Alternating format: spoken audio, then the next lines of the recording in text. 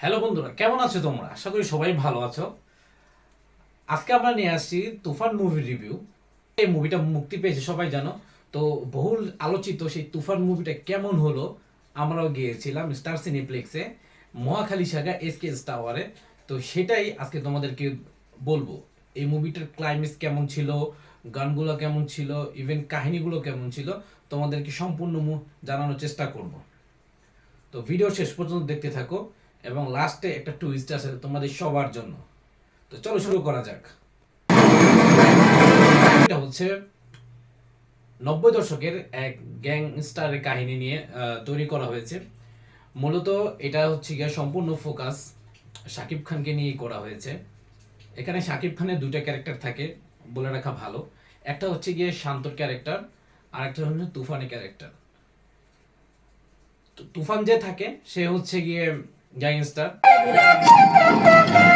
আর শান্ত যে থাকে সে একজন চিত্র অভিনয় করার জন্য শিল্পী থাকে সে। তো শান্ত সে আস্তে আস্তে যখন অভিনয় জগতে পা দেয় তখন তার মুখটা বাইরে চিরাপরিচিত হয়ে যেতে নেয়। তখন তুফানের লোকরা এসে তাকে এখান থেকে নিয়ে যায়। নিয়ে যাওয়ার পরে সেখান থেকে তুফানকে তার সাবস্টিটিউট হিসেবে গড়ে তোলে। তো সেখান থেকে আসলে মুভির মূল ক্লাইম্যাক্সটা। এরপরে আস্তে আস্তে এক একটা চরিত্র সেখানে যোগ হয়, যেমন ফজলুর রহমান বাবু স্যার আছে, তারপর আরো সুনামধন্য অনেক অভিনেতা আছে যারা এইসব ক্লাইম্যাক্সে যোগ হয়, এবং টোটালি একটা ধামাকা। তোমরা সবাই দেখে থাকবে তুফানের সেই গানটা দুষ্টু কোকিল, ঠিক আছে, যেটা সময় সিনেমা হল ছিল পুরা একদম হই হুল্লার মাতামাতি সবকিছু ছিল সেই সময়। তোমরা আরো দেখে থাকবে যে সাকিব খানের যে কেজিএফ ভাইবটা, ওই যে একটা বন্দুক নিয়ে যে ভাইবটা ছিল, শটগান, ওইটা কিন্তু আসলেই একটা দেখার মতো একটা সিন ছিল, ঠিক আছে। এই দেখো সেই সিনটা, ঠিক আছে, সেই সিনটা কিন্তু আসলে একটা দেখার মতো।